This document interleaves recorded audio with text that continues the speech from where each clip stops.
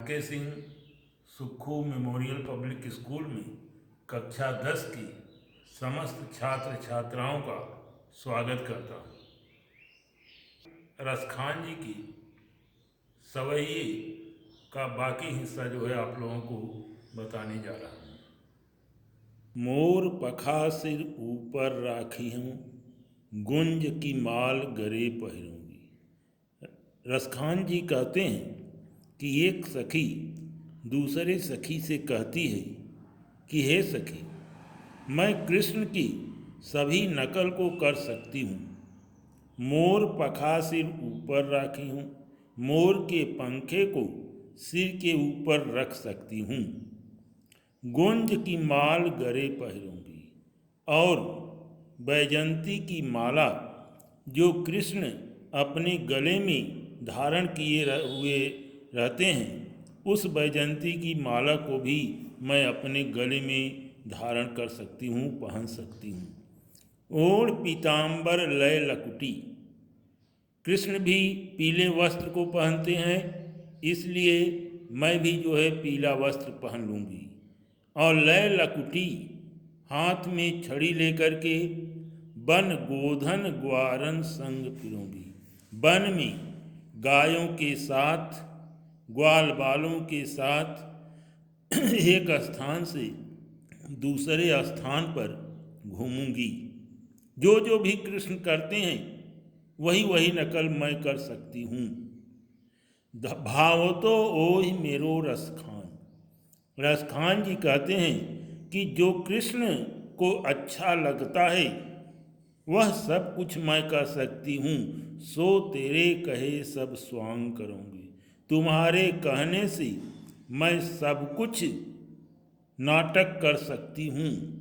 लेकिन या मुरली मुरलीधर की, उस मुरली को जिसको मुरलीधर अर्थात कृष्ण अपने ओठों से लगाए रहते हैं, अधरान धरऊं अधरान धरूंगी। जिस मुरली को कृष्ण अपने होठों से लगाए रहते हैं उसे मैं कभी अपने होठों पर धारण नहीं कर सकती। सब कुछ करने को तैयार है, लेकिन उनका जो है सबसे बड़ा दुख मुरली ही है। इसीलिए कहें कि मोर के पंखे को सिर पर रखूंगी, गले में बैजंती की माला पहनूंगी, पीताम्बर ओढ़ूंगी और हाथ में छड़ी लेकर के ग्वाल बाल के साथ गौों को गायों के बीच घूमती रहूंगी।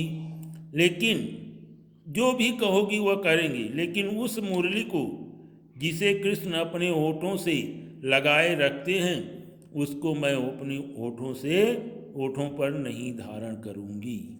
गोरज गोरज बिराजे भाल, लह लही बनमाल।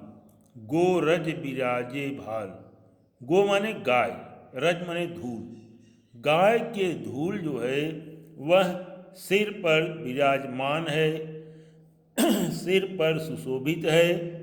और लह लही बनमाल, बनमाल माने बैजंती की माला, जंगल के फूल अर्थात बैजंती की माला गले में सुशोभित है। आगे गया पाछे ग्वाल, आगे आगे गायें जा रही हैं, आगे गायें जा रही हैं, पीछे पीछे ग्वाल बाल गावे मृदु बानरी।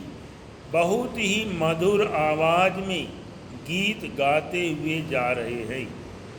तैसी धुन बांसुरी की, और उस पर भी जो बांसुरी की आवाज़ है, मधुर मधुर आवाज़ है, वैसी पंक चितवन, तिरछे ढंग से देखना, मंद मंद मुस्कान री, और धीरे धीरे उनका मुस्कराना।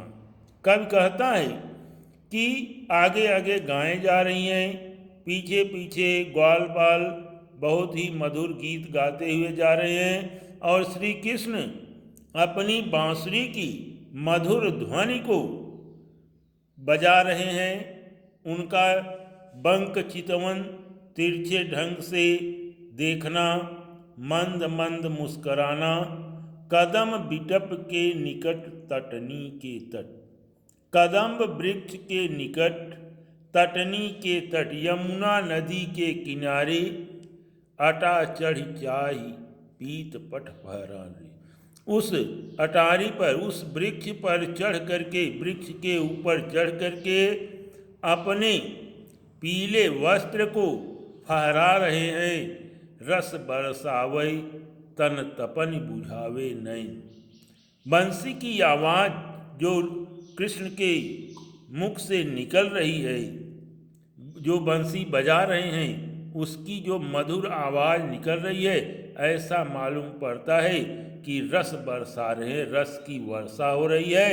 और तन तपन बुझावे, शरीर की गर्मी जो है वह शांत हो रही है। नयन प्राणन रिझावे, नए आँखों और प्राणों को अपनी ओर आकर्षित कर रही हैं। वह आवे रसखान जी। रसखान जी कहते हैं जब कृष्ण बंसी बजाते हुए जो है आ रहे हैं। प्राणन रिझा, रस बरसावे तन तपन बुझावे नैन। कह बंसी की आवाज़ से जो रस की वर्षा हो रही है उससे शरीर की गर्मी शांत हो रही है और नयन और प्राण को अपनी ओर आकर्षित कर रहे हैं। रसखान जी कहते हैं कि जब कृष्ण आते हैं। रस बरसावे तन तपन बुझावे नैन। रसखान जी कहते हैं जब श्री कृष्ण यमुना नदी के किनारे कदम्ब पेड़ के ऊपर अपने पीले वस्त्र को फहराते हुए बंसी को बजा रहे हैं, उसकी आवाज़ को सुन करके ऐसा मालूम पड़ता है कि मधुर रस की वर्षा हो रही है और उससे जो है शरीर की जो थकान है, तन तपन, शरीर की जो गर्मी है, थकान है, वह दूर हो जाता है। और नयन प्राणन रिझावे, नयनों को और प्राणों को अपनी ओर आकर्षित करते हैं। जब कृष्ण गाय चराने के लिए वृंदावन आते हैं और यमुना नदी के किनारे कदम्ब के पेड़ पर चढ़ करके अपनी बंसी को बजाते हैं।